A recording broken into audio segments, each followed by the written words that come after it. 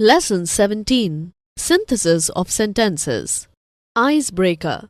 How many of your answers were correct? Could you identify the type of these sentences? Let us understand the different types of sentences. Simple sentence. Simple sentences, also known as independent clauses, are basic grammatical structures that consist of a single subject and a single predicate.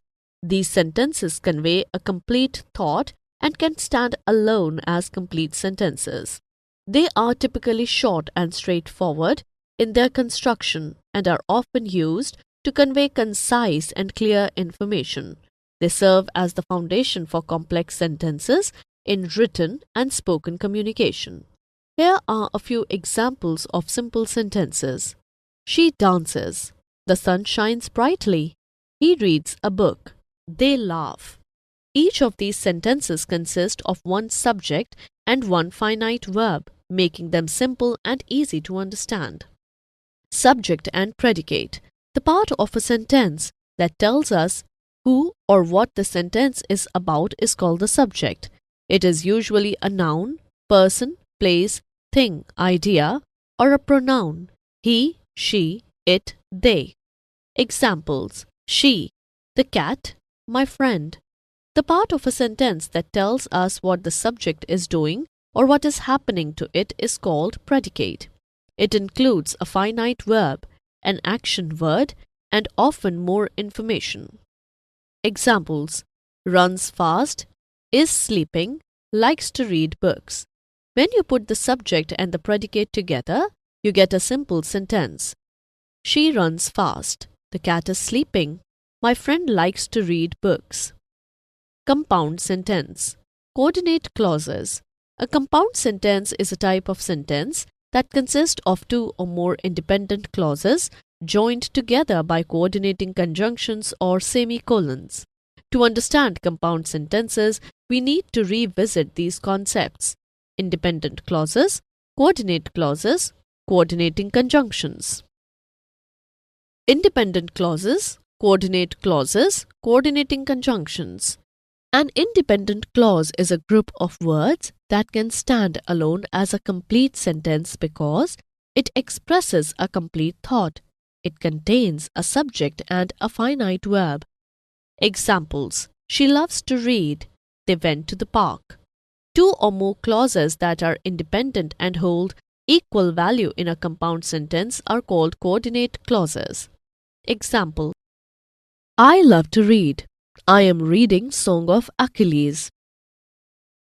Coordinating conjunctions are words that join two or more independent clauses in a compound sentence. The most common coordinating conjunctions are often remembered using the acronym FANBOYS: for, and, nor, but, or, yet, so. Examples: she loves to read and he enjoys playing soccer. They went to the park, but it started raining. In these examples, there are two independent clauses, the parts before and after the coordinating conjunctions, and they are joined together to form a compound sentence. The coordinating conjunctions, italicized, help connect the ideas, showing how the clauses are related. Semicolons in compound sentences. Instead of using coordinating conjunctions, you can also join independent clauses in a compound sentence using semicolons when the ideas are closely related. Examples: she loves to read. She is reading Chitra Banerjee's Independence. They went to the park. It started raining. In these cases, the semicolon serves as the connector between the two independent clauses, indicating a strong relationship between them. Complex sentence, subordinate clauses. A complex sentence is a type of sentence that consists of one independent clause and at least one subordinate clause. To understand complex sentences, let us revisit the concepts of subordinate clauses and subordinating conjunctions. Subordinate clauses, subordinating conjunctions. A subordinate clause, also known as a dependent clause, is a group of words that cannot stand alone as a complete sentence because it does not express a complete thought.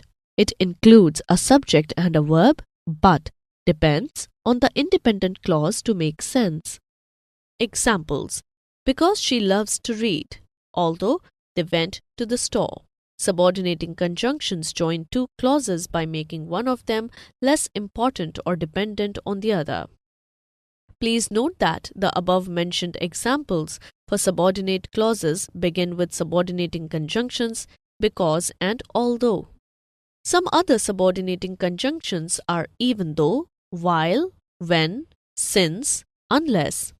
Combining independent and subordinate clauses. In a complex sentence, you combine an independent clause and one or more subordinate clauses to create a sentence with more depth and complexity. The independent clause provides the main idea, while the subordinate clauses adds additional information or context. Examples: she loves to read because it helps her relax. The main idea is in the independent clause, she loves to read, and the subordinate clause, because it helps her relax, provides a reason. Although they went to the store, they forgot to buy milk. The main idea is in the independent clause, they forgot to buy milk, and the subordinate clause, although they went to the store, adds a contrasting piece of information. When it started raining, they decided to stay indoors. The main idea is in the independent clause, they decided to stay indoors, and the subordinate clause, when it started raining, tells us when this decision happened. Synthesis. Synthesis in language refers to the process of combining words, phrases, and clauses to create complex and meaningful sentences. It involves putting together various elements of the language to express ideas clearly and effectively. Combining words. Synthesis often starts with the combination of individual words to form complex words. Examples: the words book and store are combined to form the word bookstore. The words black and board are combined to form blackboard. Creating phrases. Words can be combined to form phrases, which are a group of words that function as a single unit within a sentence. Phrases can serve different purposes, such as describing nouns or actions. Examples: a tall building is a phrase that describes a noun, building. With great enthusiasm is a phrase that describes how an action is done. Building clauses. Clauses are groups of words that contain both a subject, who or what the sentence is about, and a predicate, what the subject is doing. As stated earlier, there are primarily two types of clauses: independent and subordinate, dependent. Forming sentences. The ultimate goal of synthesis in grammar is to create sentences by combining words, phrases, and clauses. Sentences can be simple, compound, or complex, depending on how the elements are put together. Combining simple sentences to form a compound sentence. Combining simple sentences to form a compound sentence is a fundamental concept in grammar that allows you to create complex and interesting sentences by joining two or more independent clauses. Forming compound sentences. To create a compound sentence, you simply take two or more independent clauses and join them using a coordinating conjunction. Examples: she loves to read, simple sentence. They went to the store, simple sentence. She loves to read and they went to the store, compound sentence using the two simple sentences. Watch out! Sometimes independent clauses are joined by a comma without any coordinating conjunction. This is an error because independent clauses must either be joined by a coordinating conjunction or a semicolon. This type of error is called a comma splice. Example: she loves to read and they went to the store. Right. She loves to read, they went to the store. Wrong. However, if the two independent clauses are very short and closely related, you may choose to omit the comma while joining them by a conjunction, but it is generally recommended to use it for clarity. Punctuation. In most cases, when you join two independent clauses to form a compound sentence, you will need to use a comma before the coordinating conjunction. Examples: I like to play soccer, but my brother prefers basketball. She wanted to go to the movies, so we bought tickets in advance. The sun was shining, yet it started to rain. Combining simple sentences to form a complex sentence. Combining simple sentences to form a complex sentence is another important grammatical skill.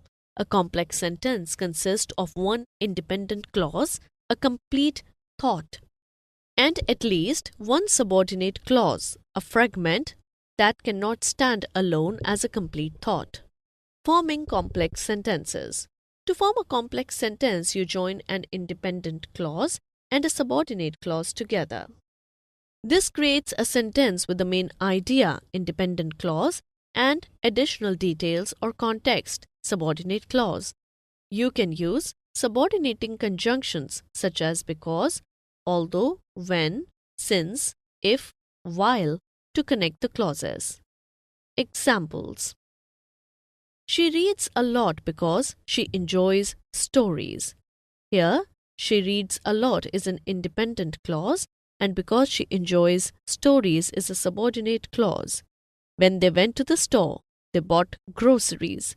Here, they bought groceries is an independent clause, and when they went to the store is a subordinate clause. Punctuation. In complex sentences, when the subordinate clause comes before the independent clause, it is typically followed by a comma.